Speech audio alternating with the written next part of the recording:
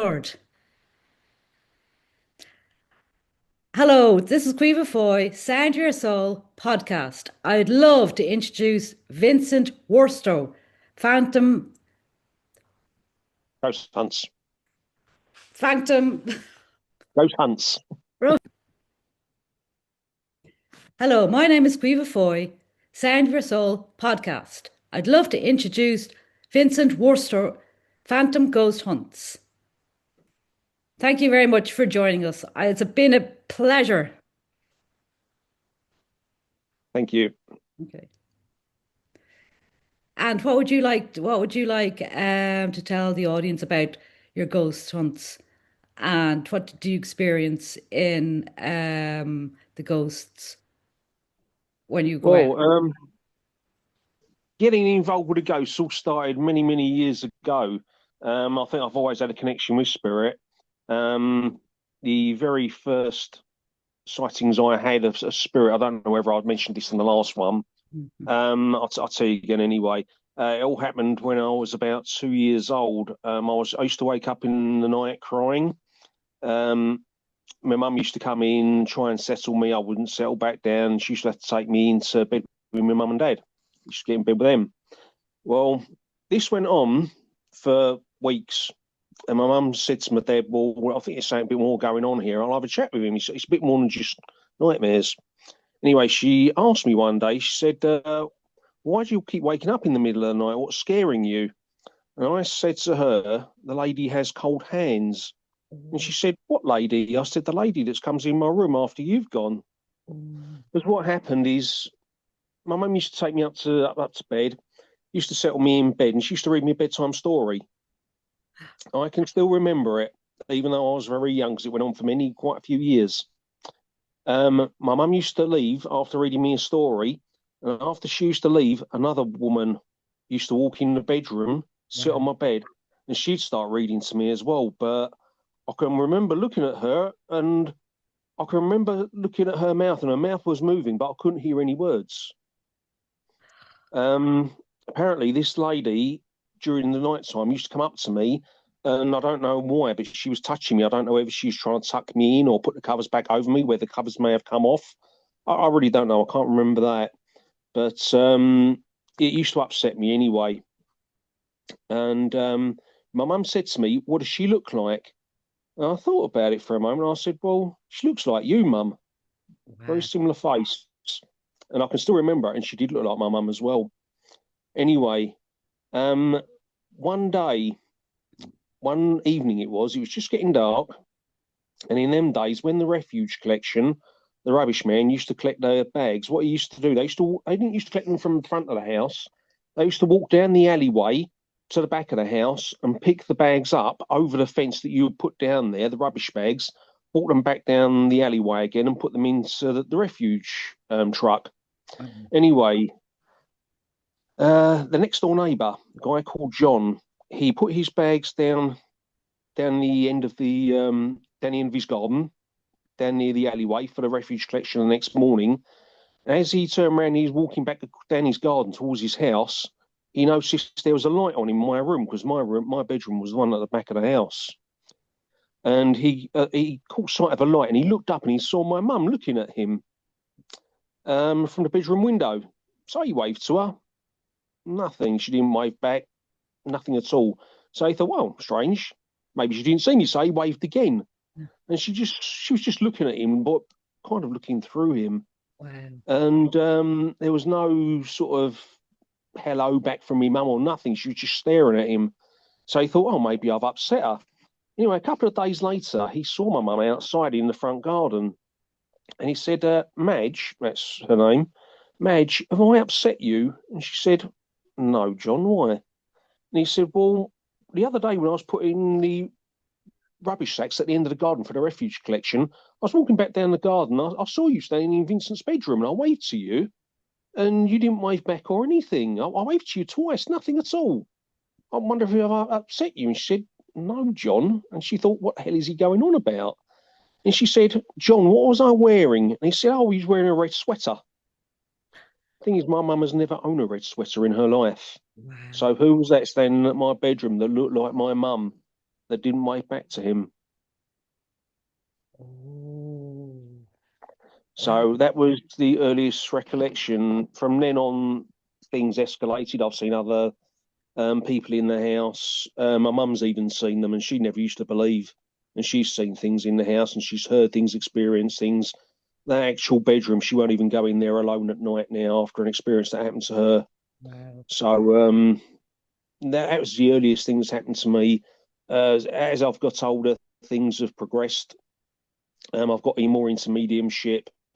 As you know, Phantom Ghost Hunts is my own company. Before we was Phantom Ghost Hunts, I was working for another company doing the same thing, events for the public. That's for a well-known company. But after doing that for about 3 or 4 years, my partner and I, we decided to leave them and start our own company. Very good. That's where Phantoms come from. Yes. Um, I don't know if many of you will know, many of your people watching will know of a guy called Matthew Hopkins. I think I might have heard of him, but I'm not too familiar with him. Right, Matthew Hopkins in East Anglia, he was a very, very well-known man in the English Revolution in the mid 1600s. Right. He was about 24 years old when he started to do what he started to do, what he was known for. He was the son of a Puritan minister. Wow. Um, I don't know if you know what a Puritan is. No. Right, Puritans, they are Christians, but they're very, very extreme. Yeah. Very extreme. Look them up on the internet. It's not the very sort of thing that I'd like to be brought up in. For family, I'd like to be brought up in. Um, Everything is extreme, as opposed. Oh, so sorry, someone's just coming in. I'll just close the door a moment.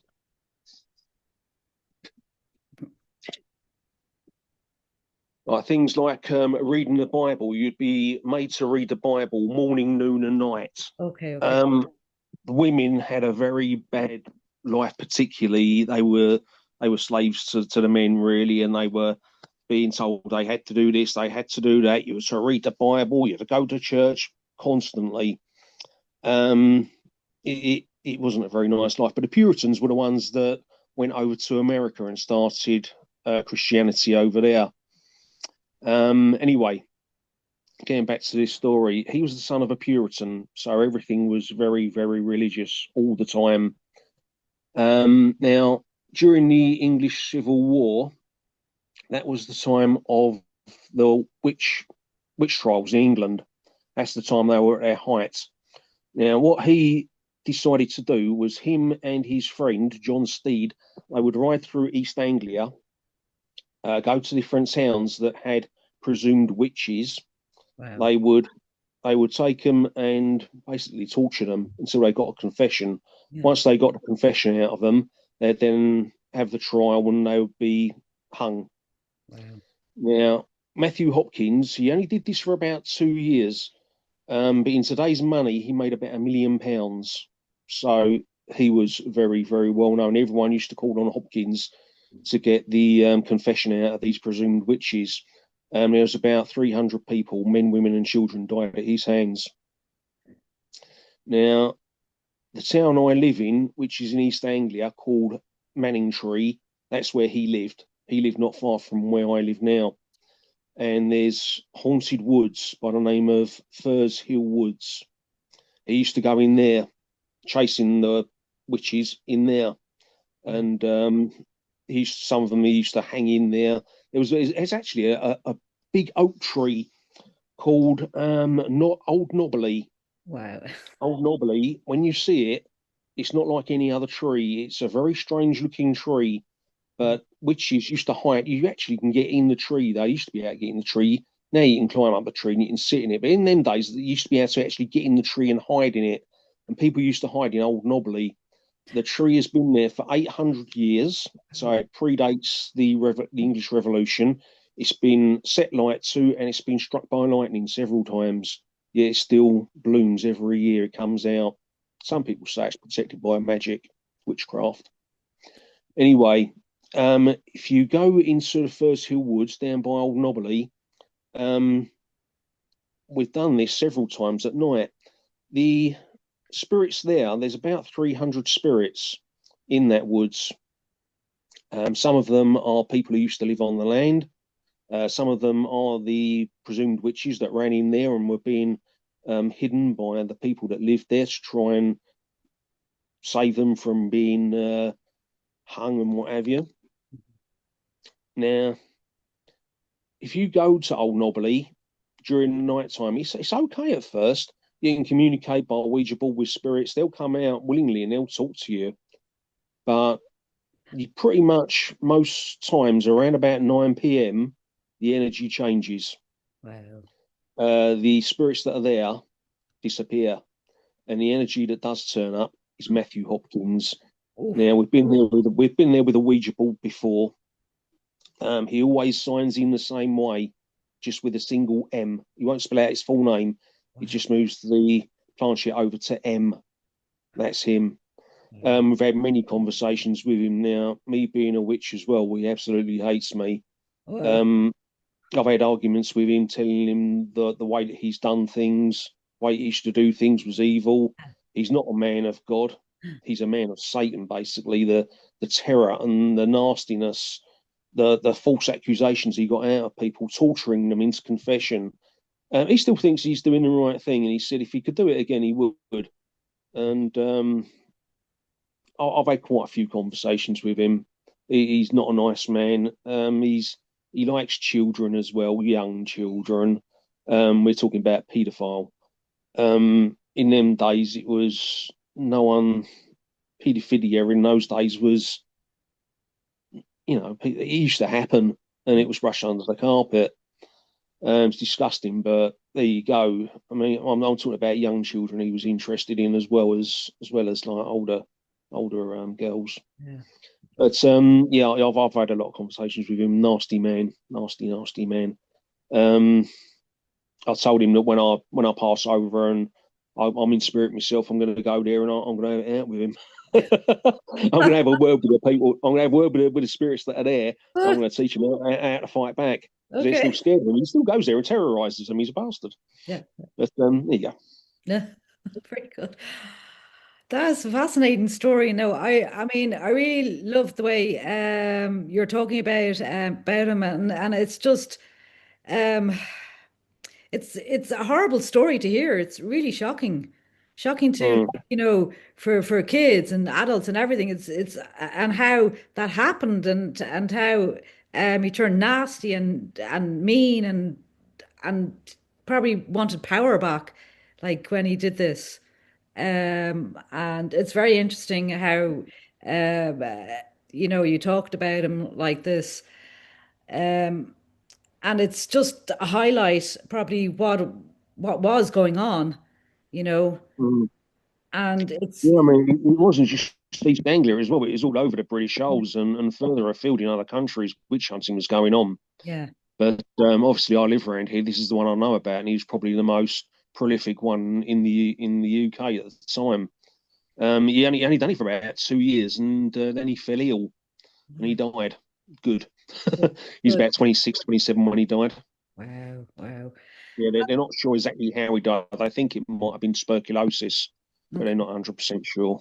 yeah. And is there any more stories that like you could share um with everyone about anything else or about some like ghosts turning wrong or like I mean what I mean by turning wrong is just um turning mean or something. I don't know, turning against each other. Do they turn against each other? Do they fight with each other or, or is it They can do, yeah. yeah, okay. But obviously, like, they don't really say too much about that. That's usually a personal thing between them. Hmm. But they do turn against each other. But some spirits, as well, you can get two spirits in a house and they won't even see each other. They won't even. You can get, say, a mother that's died. And she's looking for her children, and her children are in the same house in spirit, and they can't see each other because Wow. they're on different kind of planes, Okay. different. It's strange, yeah, Oh, but you can get them in the same house and they don't recognise each other. They don't see each other. okay. So Would that Actually, happen? that's a bit beyond me. Yeah, God, wow. Would that happen a lot, or would that just happen just like every so often, or just like, or the ghost would say, "No, I'm not interested," and just blank them and just move on to a different realm or something? Um, I'd say it probably happens about 50% of the time Mhm. because you can go in a building and communicate with a spirit, and they'll think they're the only one there, and you've already communicated with a few others. Yeah. So it all depends, and then you'll get another one. Another time you'll go in the same building, and they'll say they can see the other spirits. So I think some spirits they can, some spirits they can't. I think maybe something to do with the timeline when they were alive and when they died. Yeah. They Wow. can communicate with some, but not others. Wow. That's pretty interesting to find out. That is very, very interesting. Mm. And would I that, mean, sorry, would that happen when you're doing your hunting, when you're doing your ghost hunting, would that happen, or could you see that happen, or is it just like it just okay, we're just going to do something different if that it, happens, or it, no, I mean, it happens. It happens on events when we've got members of the public there. It happens when we do our own solo solo vigils when we're doing our own private investigations without the public. It can happen anytime, really. There's no fixed time it can happen. yeah, okay, wow, that's interesting. That's very interesting. Mm. Good God. And what about what was the scariest hunt that you had were on? Or was there any scary hunts that you were on that Mm. just frightened the hell out of But you? to be honest with you, I've been in this game so long now. I don't scare easily. Yeah, One of the most active ones I've been to was it was a place called Glenham Hall. It's Glenmore. in a place called Little Glenham in Suffolk, in England, over in East Anglia. Yeah, The place had never been investigated before. Um, when me and my partner Debbie would say took over this franchise, not Phantom, the one we was doing before that, yeah. we was restricted into doing just events in Norfolk and Suffolk in the two counties. So we had to really look for places, not just your bleeding obvious that everyone else goes to. We wanted places that people haven't done before. Well, I was looking through the website and I come across this place called Glenham Hall. And I said to Debbie, look at this place. It looks like a haunted house. It's a big mansion, big stately home. Okay. And I looked into the history of it and I thought this place is going to be teeming with spirits. Then I looked into the hauntings, nothing at all. Wow. I said to Debbie, well, it doesn't say anything about hauntings, but this place, it looks like the monster's holiday home. Yeah. So I said, we'll get in touch with them. Okay. So I got in touch with them, spoke to the lady who was running it. She said, she sounded quite interested. So she said, could you come down and see me? I said, yes, certainly. I'd like to come down anyway, because if you're in agreement, we'd like to take some photos anyway and advertise it. So she said, yeah, come down. So I went down there. Me and Debbie went down there to speak to her. And they'd never done a ghost hunt before, never. In the 400 or 500 years that the building's been there, they've not done any ghost hunts. So we had to walk around. The place was huge, and we went upstairs. There was about 13 bedrooms upstairs, big rooms as well. So I took some photos in there. Went up another floor, another set of steps. Went up into the top floor. That had the servants' quarters in there. It had an area where two play areas for children with toys from a bygone era. I said, this place is amazing. Anyway, um, we arranged with her a time and a date. Started getting the tickets on sale. All the tickets, the whole lot sold out really, really quick. Everyone was interested because it's a brand new place. Yeah. Um, the what we got that night was amazing. The amount of activity we got, we've never had anything like it before. Everything, all the equipment was lighting up where no one was near it. We had 3 Ouija board sessions all going at the same time, all communicating with spirit. Um, I think the scariest thing, well, actually, before I tell you about the scariest thing, up in the children's quarters, we was communicating with a child, a 10-year-old girl.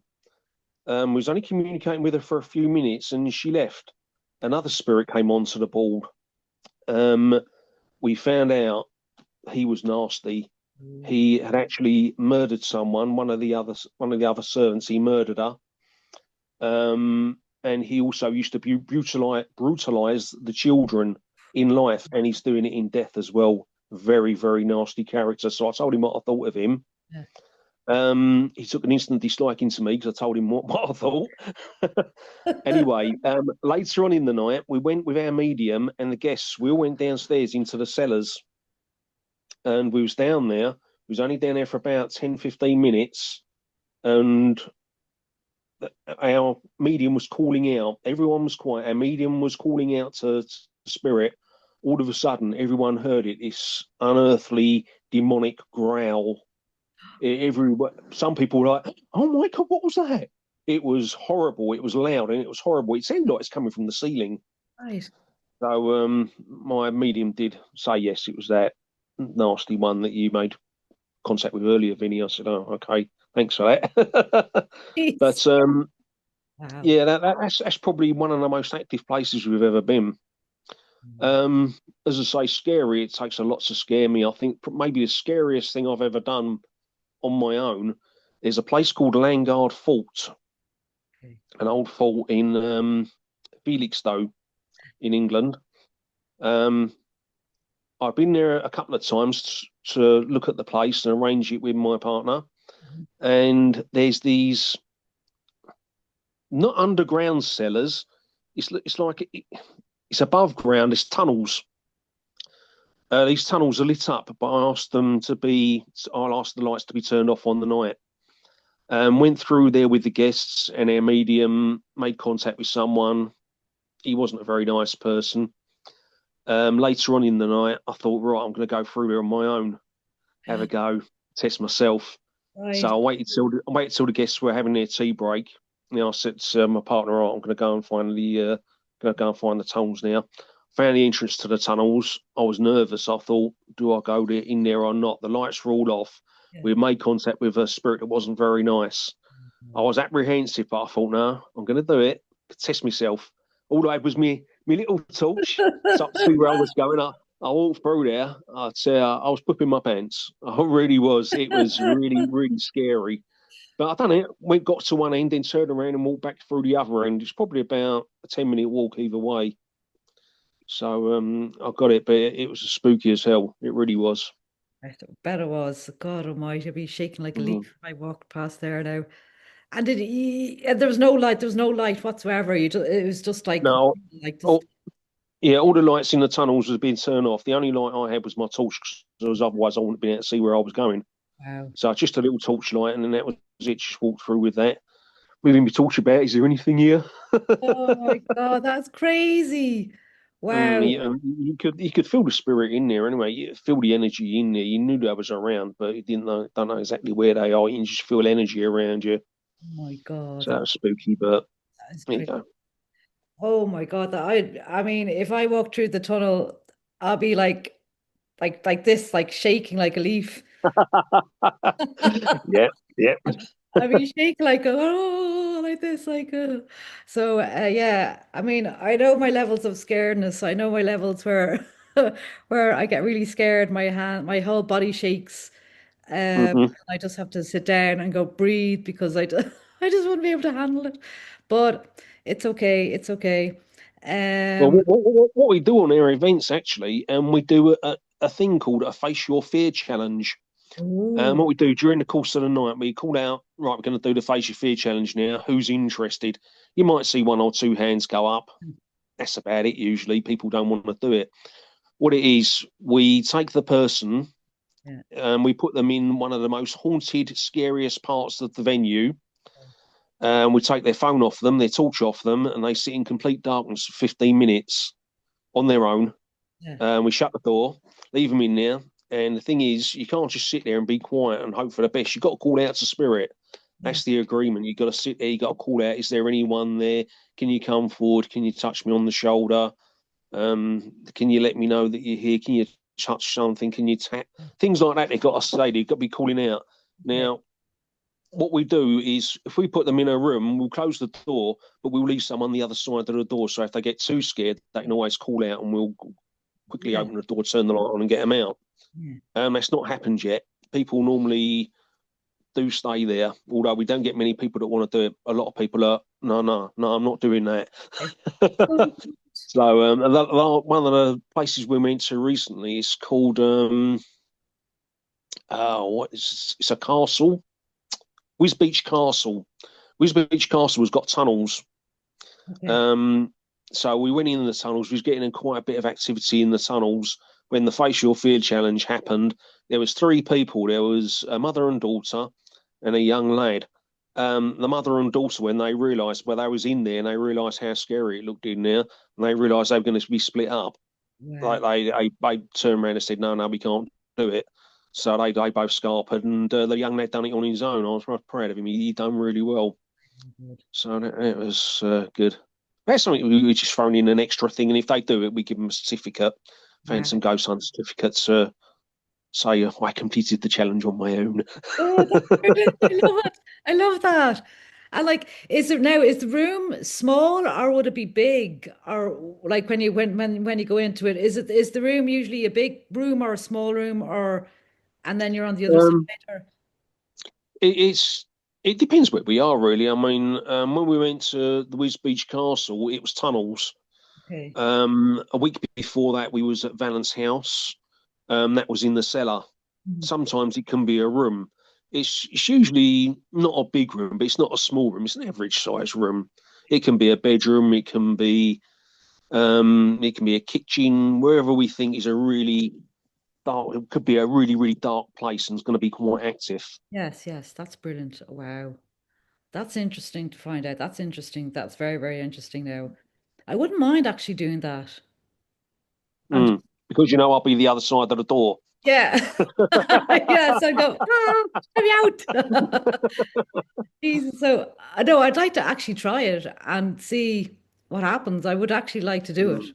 and see what happens because I mean, usually I'm pretty scared at like I have to get over this fear of, being scared of things because sometimes I do get scared pretty easily of Mm. just on in the dark or whatever. Like, so I just have to get over that. So anyway, it'll be fine. It'll be fine.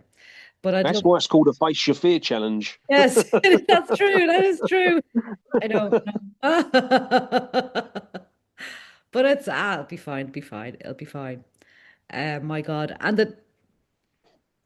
Yeah, I would actually love that. And I'd love to be able to just sit down and just see or feel or like, the ghosts. I would love Mm. that. Um yeah, it'd be very interesting. I love it, yeah.